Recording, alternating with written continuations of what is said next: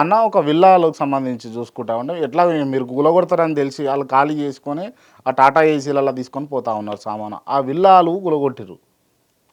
అవి రేకుల షెడ్లు అవి విల్లాల. ఇప్పుడు విల్లాలనుకో చెరువుని కబ్జా చేసి కట్టిండ్రు అనుకో, నేను ఒకటి చెప్తా, చెరువు ఇంపార్టెంటా మనకి అక్కడ కట్టుకున్న విల్లా ఇంపార్టెంట్? నువ్వు నాకు అది చెప్పు.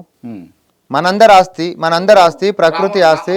దేవుడు ఇక నిజం చెప్తాబ్బా, ఎన్ని పురాణాలకో నువ్వు వేడికో చుట్టంతా తిరిగి ప్రకృతి కాడికే దేవుడు అని వస్తుంది. అట్లాంటిది ప్రకృతిని కాపాడుకుంటా చెరువులు మనకు ఉండాలని అంటే ఎవడో కట్టినట్టు విల్లా కోల్పోయారు అన్న.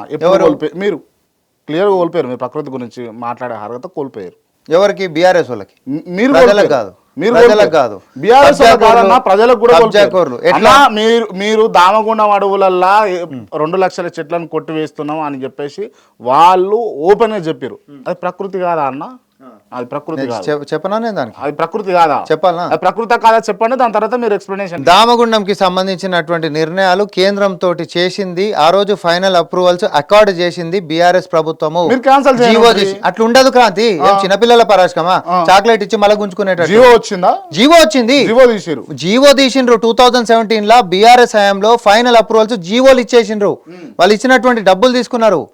ఆ డబ్బులు తర్వాత అట్లా ఉండదు క్రాంతి. మనం ఏదో మనం ఎట్లుంటా అంటే రోడ్డు మీద ఒకటి నడుచుకుంటూ చాక్లెట్ ఇచ్చి మళ్ళీ